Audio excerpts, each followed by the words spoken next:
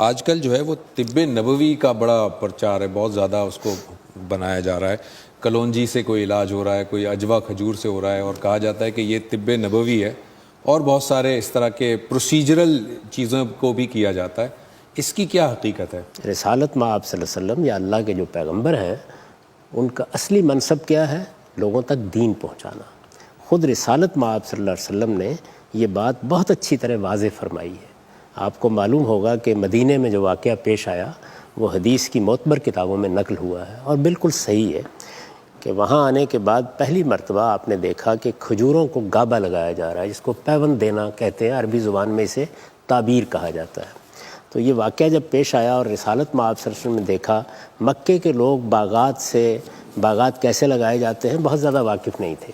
تو یہاں آ کے جب پہلی مرتبہ یہ چیز دیکھی تو آپ نے ایک تبصرہ کر دیا اس پر کہ یہ نہ بھی کرو تو کوئی فرق نہیں پڑتا. چنانچہ قاعدے کے مطابق پھل نہیں آیا. تو لوگوں نے آ کے آپ کے سامنے یہ بات رکھی تو آپ نے یہ فرمایا کہ انتم عالم بامور دنیا کو، تم اپنے دنیوی معاملات کو مجھ سے بہت بہتر جانتے ہو. میرا کام تمہیں دین پہنچانا ہے، خدا کی ہدایت پہنچانا ہے. یہ جو نسخے اس طرح کے بیان کیے جاتے ہیں ان کی کوئی حقیقت نہیں. آپ اگر چاہیں تو اس کے بارے میں ابن خلدون کا تبصرہ پڑھ لیں، انہوں نے اس کو کس ذیل میں رکھا ہے. یہ جو ہمارے ہاں دیہات میں بزرگوں کے پاس بعض معلومات ہوتی ہیں، آپ کبھی جائیں، میں تو ایک دیہاتی آدمی ہوں تو مجھے معلوم ہے کہ ہماری بزرگ خواتین تک بے شمار نسخے آپ کو بتا دیں گی، فلاں معاملے میں یہ کر لیں، فلاں معاملے میں یہ کر لیں. یہ بالکل اسی طرح کی چیزیں ہیں.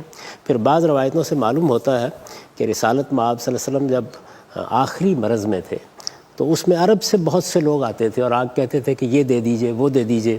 اس طرح کی بہت سی چیزیں سیدہ عائشہ کی روایت سے بیان ہو گئیں جو رسالت مآب صلی اللہ علیہ وسلم کو بھی دی گئیں.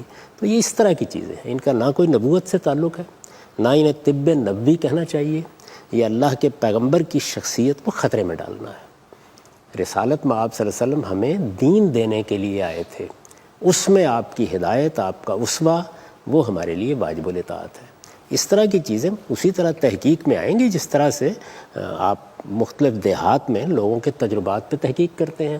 آپ دیکھتے ہیں نا کہ بہت سے لوگ بیان کرتے ہیں ہمارے خاندانی مجربات ہیں. مثلا میں آپ کو ہمارے ہاں جو طب کی کتابیں لکھی جاتی ہیں ان میں بہت جگہوں پر یہ دکھا سکتا ہوں کہ وہ بیان کریں گے ہمارے خاندان کے مجربات میں سے ہمارے بزرگ یہ نسخہ پلایا کھلایا کرتے تھے، اس کے یہ اثرات ہمارے ہاں ہوتے رہے ہیں.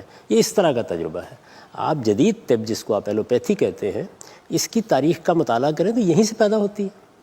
یعنی کیا ہوا ہے، جنگل میں کوئی آدمی جا رہا ہے، کسی موقع پر کسی کو کوئی زخم آ گیا، کسی ایک بوٹی سے اس کا علاج ہو گیا، کسی شخص نے بتا دیا، اب اس پر تحقیق شروع ہو جاتی ہے.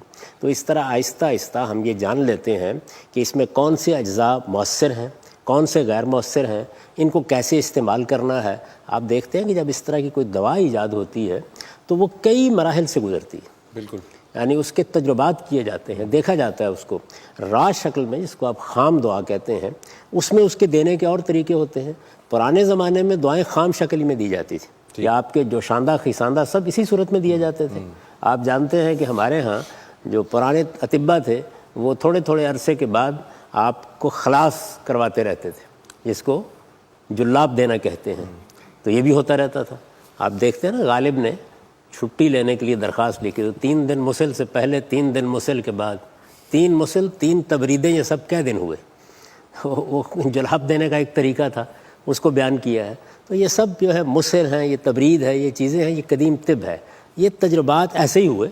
اچھا، پھر اطباء جب باقاعدہ طور پر کام کرنے لگ گئے تو تجربے میں بھی نکھار آتا چلا گیا، یہاں تک کہ وہ جدید طب کی صورت اختیار کی گئی جس میں اب دوا آپ کو بالکل مختلف طریقے سے دی جاتی ہے.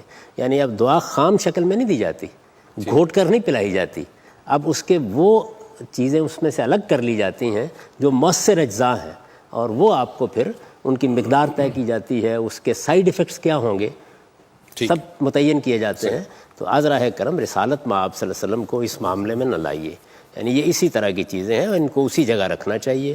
نہ انہیں دین بنانا چاہیے، نہ ان کو مذہب کے طور پر پیش کرنا چاہیے، نہ ان کے بارے میں یہ الفاظ استعمال کرنے چاہیے. ٹھیک ہے.